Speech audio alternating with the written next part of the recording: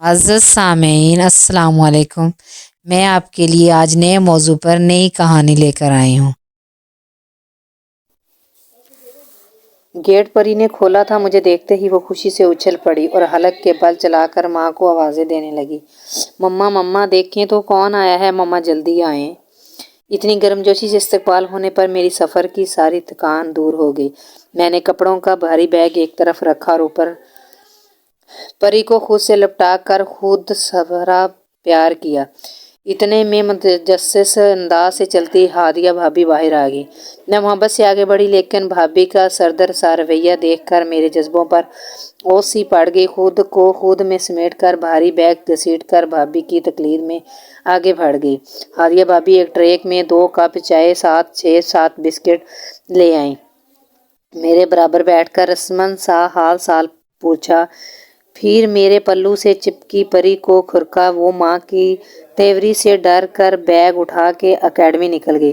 मुझे थकान थी और नींद का गलबा। सोने के लिए मुनासिब जगह दरकार थी, मगर ये पूछना कि मैं किस कमरे में सोने जाऊं इस वक्त दुनिया का मुश्किल तरीन काम लग रहा था। भाभी उठकर किचन में गई तो मैं उधर सोफे पर ही बुरजमान हो गई।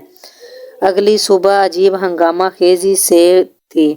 किचन से उठाक पटक की आवाज़ें तो कभी भाभी भाई की नोक चोक में हैरान थी कि सुबह सुबह ही माहौल बदमज़ा हो गया। मैं सब कुछ कमरे में बैठी सुन रही थी। न जाने क्यों बाहर निकलते हुए खौफ महसूस हो रहा था। फिर ऐसा क्या हुआ जो भैया ने परी को थप्पड़ जड़ दिया। करंट खाकर बाहर को भागी। परी को जाकर अपनी बाहों में समेटा, लेकिन हादिया भाभी तनफन करती आई। परी को मेरी गिरफ्त से आज़ाद किया, खींच कर दोबारा भैया के सामने ला खड़ा किया और खुद भी इस पर चलाना शुरू हो गई। कहाँ से आएंगे पैसे, ये तुम्हारा बाप आप क्या डाके डाले, कुछ रहम करो अपनी बाप पर और ज़बान का चस्का थोड़ा काम करो। शायद परी ने स्कूल जाने के लिए पैसे मांगे थे। मैं बात समझकर आगे बढ़ी, से साथ लगाया और फिर कमरे से पैसे ला कर दिए, जो इसने बिला हीलो हुज्जत ले लिए।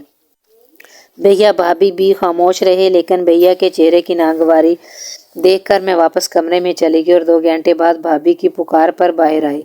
सामने टेबल पर सूखा सा पराठा और फ्राई अंडा मेरा मुंतजिर था।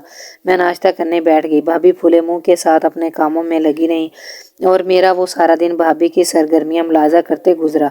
जो बर्तन आराम से रखा और उठाया जा सकता था वो पटका जाता। केबिन के दरवाजे जोर से बंद किए जाते।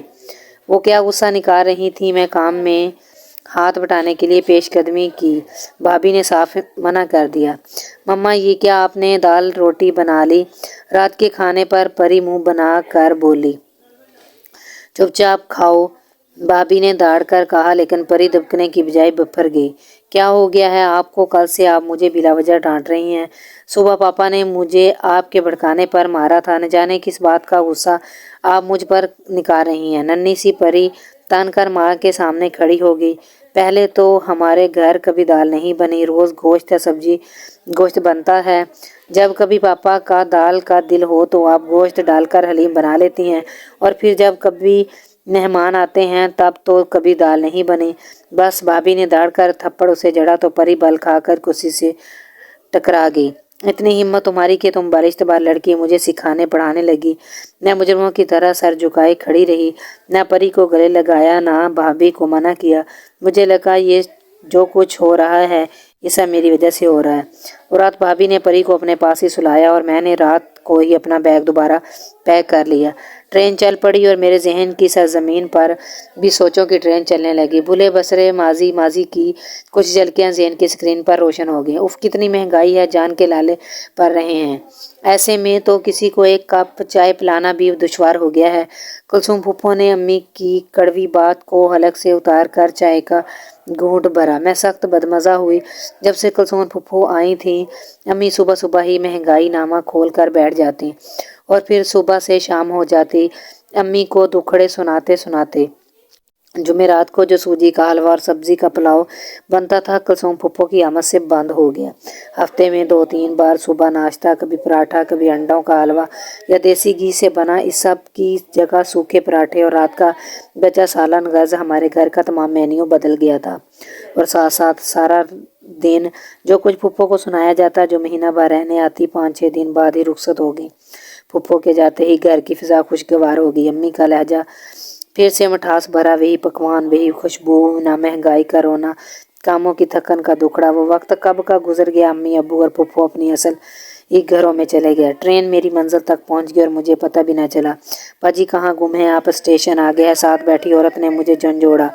मैंने भीगा चेहरा साफ किया और अपना सामान उठाकर नीचे आई। इस सारे सफ़र से एक बात वाज़ेह हो गई थी कि कभी कभी अपनों की गलतियों की सज़ा आपके प्यारों को भुगतनी पड़ती है। मैंने एक बार फिर आंखें रगड़ी। थकान से मेरा बुरा हाल था। अपनी माँ बाप की बुआई सफल मैं काट कर आई थी।